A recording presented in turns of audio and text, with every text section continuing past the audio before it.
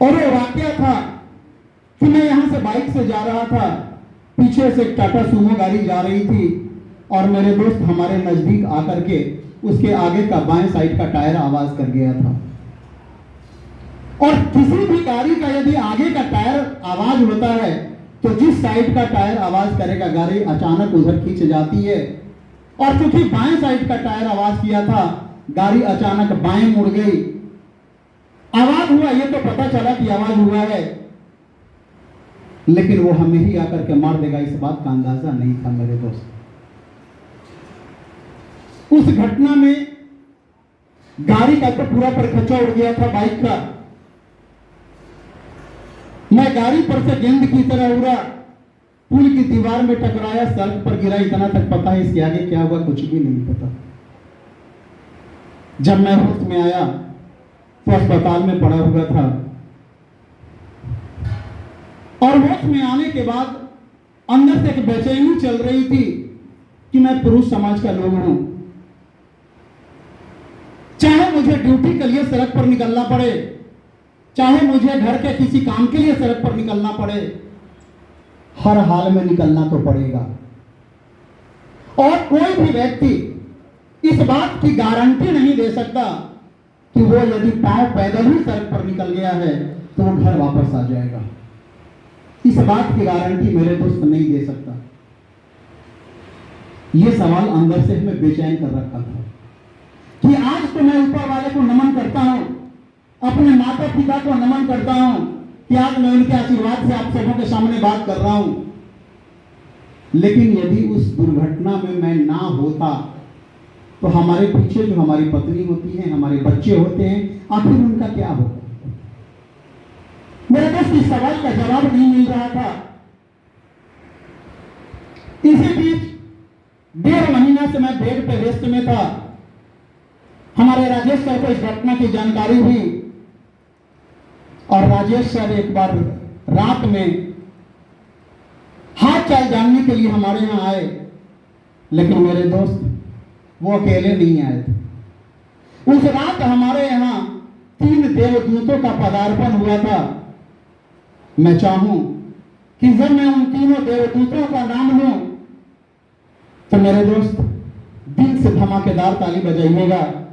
पहला नाम मैं ऑलरेडी ले चुका हूं, राजेश रंजन मिश्रा सर। एक बार इनके नाम पर फिर से जबरदस्त ताली। दूसरा नाम अनिल पासवान सर, जो मास्टर साहब थे, वो भी आए थे। एक बार इनके लिए भी जबरदस्त ताली मेरे दोस्त। और तीसरा नाम था हमारे हम सबों के मेंटर नरेश कुमार मिश्रा सर।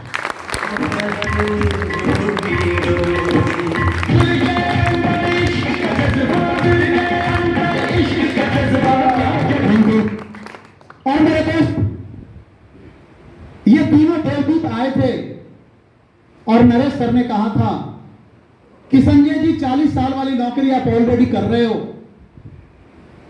जिसमें आप जब तक काम करोगे तब तक पैसा आएगा, यदि काम बंद तो आमदनी बंद। लेकिन हमारा भतीजा एक कॉन्सेप्ट को लेकर के आ रहा है, आप उस कॉन्सेप्ट को देखने का काम भी नहीं करते। एक बार देख लो, क्योंकि जिस एक्सीडेंट के दौर से आप निकले हो, कोई जरूरी नहीं है कि आज आप सुरक्षित हो और कल निकलो तो फिर सुरक्षित वापस आ जाओ। इसकी कोई गारंटी नहीं है। तो यदि ना रहे तो फिर आपके पीछे आपके परिवार का क्या होगा? लेकिन जिस कॉन्सेप्ट को ये बताने आए हैं, यदि इस कॉन्सेप्ट को आप सुन लेते हैं, समझ लेते हैं और गलती से इसको करने के लिए कदम बढ़ा देते हैं, तो आप करेंगे तब भी आएगा, ना करेंगे तब भी आएगा। आप इस दुनिया में रहेंगे तब भी आएगा और ना रहेंगे तब भी आएगा। और मेरे दोस्त, ये जो उन्होंने बात कहा था कि आप जब ना रहेंगे तब भी आएगा, ये बात दिल को झकझोर गई थी। और पहली बार मैंने उस कॉन्सेप्ट को देखा था। जब मैंने पहली बार कॉन्सेप्ट को देखा तो हमें लगा कि यहां तो कुछ नया नहीं है। जिस काम को अभी तक हमने हमारे बाबूजी, दादा परदादा बाजार से खरीदने का काम करते चले आए हैं, उसी काम को एक बार करना है। हेलो, कोई नया काम करना था क्या? तो हमें मिलेगा कि कोई नया काम यहां नहीं करना है, उसी काम को करना है जिस काम को अभी तक हम करते आए हैं। मेरे दोस्त, मैंने उस फॉर्म को फिलअप किया, 3 आईडी से मेरी ज्वाइनिंग लगी और ज्वाइनिंग होने के बाद जैसा कि अमूमन हम सबों के अपलाइन बताया करते हैं कि आप किसी को नहीं बताइएगा। हेलो, ऐसा होता है कि आप किसी को नहीं बताइएगा।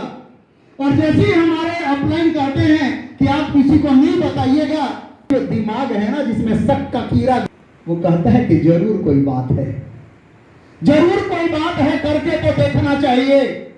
और मेरे दोस्त, हम सोचे कि ये प्लान तो बहुत आसान सा है कि 8,000 लगाना है, 2 बनाना है और लाखों का महीना कमाना है। इतना बताने में देरी कैसा।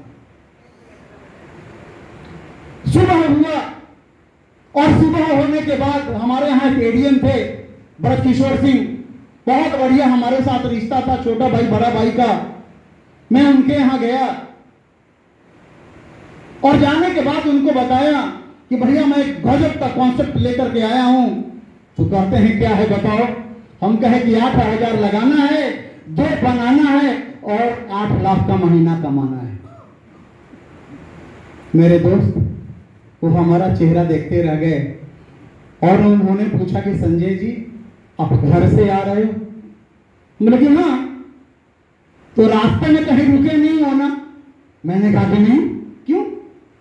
तो नहीं, आज तक तो ऐसी बहती बहती बातें आपने नहीं की, ये आज लाखों का भूत कैसे चढ़ गया? कहीं फंस तो नहीं गए? हेलो, कहीं फंस तो नहीं गए? मैंने कहा कि हाँ पैसा तो दे दिया। तो कहते हैं अब तो गए। उन्होंने कहा कि अब तो गए। और जैसा अमूमन होता है, जब भी आपके साथ कोई नेगेटिव सवाल आता है, आप किसको याद करते हैं? हेलो, मैंने भी अपलाइन को याद किया। मैंने भी नरेश सर को कॉल किया और नरेश सर को कहा कि सब फंसाने के लिए नहीं मिले थे। नरेश सर का जवाब आया, संजय जी हमें आप जान रहे हो? हम बोले कि जी सर। अविनाश सर से मिले हो? हम बोले जी सर। तो वो कहते हैं अरे याद करो जब आपको बताया गया था कि यहां जितने लोग फंसे हैं तो फंसने से जिंदगियां बदलती हैं, तो फंसने में क्या हर्ज है? हेलो, फंसने में क्या हर्ज है? अरे सत्येंद्र प्रसाद जी इस बिजनेस में फंसे, करीब करीब 40 करोड़ से ऊपर कमाया। हेलो, कम है क्या? तारीफ तो बजनी चाहिए 40 करोड़। फिर उन्होंने बताया कि सत्येंद्र प्रसाद जी ने अपने भतीजे को फंसाया, उन्होंने भी 30 करोड़ से ऊपर कमाया। उनके भतीजे ने, फिर मैं और देखता रहता हूं, अपने स्टेशन मास्टर चाचा को फंसाया, वो भी 15 करोड़ से ऊपर कमाया। अरे उन्होंने भी एक एमआर को फंसाया, उस एमआर की जिंदगी भी बदली, एमआर ने हमें फंसाया। संजय जी आज करोड़ों के बंगला में रह रहे हैं। अरे आप फंसने से जिंदगियां बदलती हैं मेरे दोस्त, फंसने से जिंदगियां बदलती हैं। फिर बताइए फंसना अच्छा था या बुरा? फंसना अच्छा था या बुरा?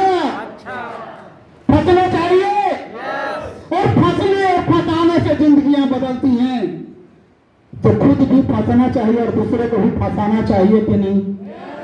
फंसाना चाहिए कि नहीं? क्योंकि आपने जिस व्यक्ति को फंसाया है, आपके माध्यम से उनके घरों में भी करोड़ों रुपए आने की तैयारी आपने की है मेरे दोस्त।